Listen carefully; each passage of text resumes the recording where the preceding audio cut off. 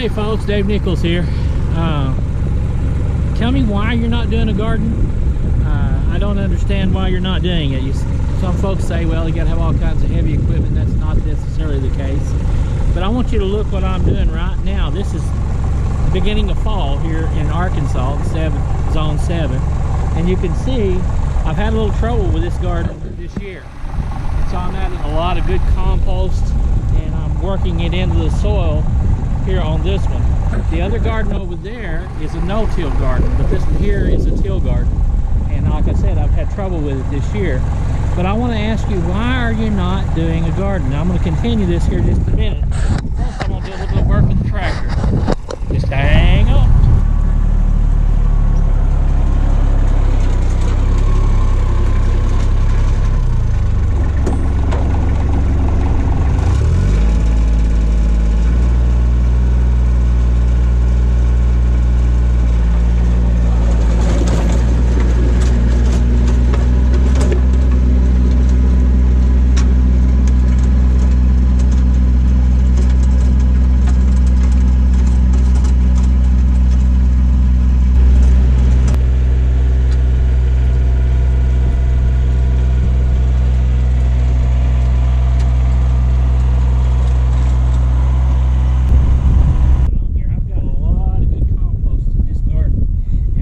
Strengthen it up.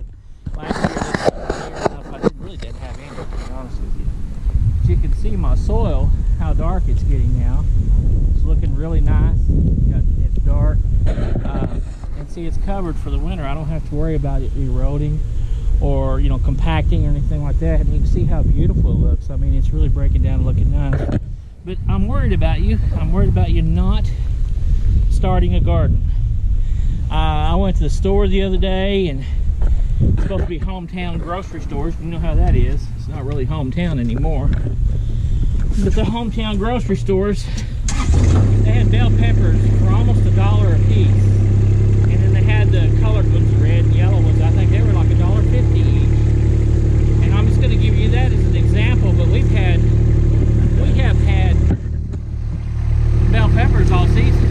And I've still got a lot of bell peppers. Now they've died. The plants themselves have just recently died because we had a cold snap come in. This, like I say, this is zone 7, and we had a cold snap come in. It's about the time of year that, you know, we start losing those, and we call them they're not a perennial here. They're an annual.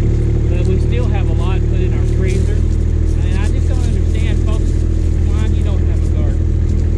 You don't have to have expensive equipment. You don't have to have a tiller. You don't have to do anything. All you need is a piece of property, small property. You can do raised beds. I have a bunch of raised beds. The fact is, I put a lot of my different crops in different places, so I don't have to worry about pests being so hard on them. So if one particular plant gets hit, or some plants get hit with a pest, I don't have to worry about it because I simply have them scattered around here, and I don't lose my crop for our personal use. And then I've got raised gardens. Here's one that was free. I did it to show people how it was really free, and you can see my asparagus is doing very well. It'll be going to sleep here pretty soon too, because you know, cold weather is going to put it to sleep. But I've got raised gardens. I've even gardened many times, and I did this year in tubs. There's really no reason you can't you know, do it in tubs. So if you just have a patio and you have no land, you still can grow things in a tub. And my way of thinking, it's a good idea. Here's a raised bed. I need to clean it up a bit. But there's a raised bed. And you can see right there, you can see a lemon cucumber that's, you know, went past its prime. But you can see I've got gardens here. And this one here is a newer garden, a raised garden.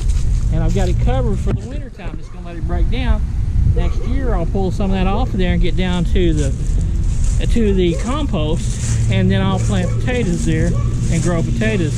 And if you do it that way, I actually dig my potatoes with my hands because my soil is so loose with all the organics. So there's really no reason why you shouldn't be doing a garden right now. To be honest with you, you really need to consider it, and you really need to think about it. And I'm worried about you because, you know, I've been warned all of my life from my grandmother and different ones about how the economy can go bad, and I don't know, it just seems like we're headed that way. It's getting harder and harder to feed the family. And I remember as a boy growing up, you know, we weren't in the, you know, in kind of a depression, but my grandmother still acted like we were. You know, you'd have neighbors come over and say, Dorothy Mae, I've got some ears of corn here, do you want them? And then sometimes she would send me, she'd say, son, go over to the neighbor's house and give them this, you know, a bag of okra. And so, you know, we used to share like that a lot. Today, you don't have that going on. But even your local stores are not local. You're not buying local. I mean, here in our local town, they won't even let farmers sell to them direct. They get it from wherever they get it. And that's sad because you're really not eating from your land. And as far as I'm concerned, that's the best thing to do. I don't have a whole lot of allergies because I'm always outside in my land, and dust gets me, some molds get me, but as a general rule, I don't have a whole lot of trouble that way because I eat off of my land and I live here and I work outside so much. So many people are stuck inside, and I don't know, it's to me, when you're eating a piece of fruit off your land, in a matter of speaking, you're eating fresh sunshine, in my opinion, fresh sunshine. So anyway, consider this, really consider making a garden. If you are going to do it, now's the time to get it started. Start getting everything ready. You know, get you a plot made. Start composting it. Start getting a lot of organics in it. Get it built back up, because you know your soils now today are not that good. And even if you've got a good area, the soils are just not strong. So because we've just been robbing the nutrients from it for so long and not doing good practices. And so get you a spot made, start building organics in it, let it work naturally, let the worms do their thing. On this no-till, I'm going to till it this time, and I'm not going to till it again until spring, and then I'm going to till it plants. So now on the no-till gardens, I'm not going to till them at all. You know, I may go in and clean some weeds out, but that's be about it, all I'm going to do. So because I've got two different kinds of gardens, and right now the no-till seems to be doing better than the till, but that's just, you know, I'm wanting to go both ways and just see what happens. So anyway, folks, get you a garden. I think it's time to really to do that. Thank you. Bye-bye.